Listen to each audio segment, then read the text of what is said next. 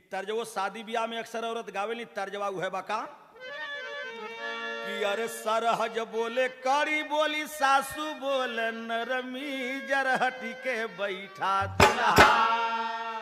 कि अरे सरहज बोले कड़ी बोली सासू बोले नरमी जरहटी के बैठा दुल्हा अरे दुल्हन के होले गर्मी जरहटी के बैठा दुल्हा दुल्हन के होले गर्मी जरहट के बैठा दुल्हा दुल्हन के होले गर्मी जरहट के बैठा दुल्हा। अरे आ गईली बारात दुआरे बाजले सहनाई मौरिया माथे चमके अरे आ गईली बारात दुआरे बाजले सहनाई मौरिया माथे चमके जीवन के देत बधाई मौरिया माथे चमके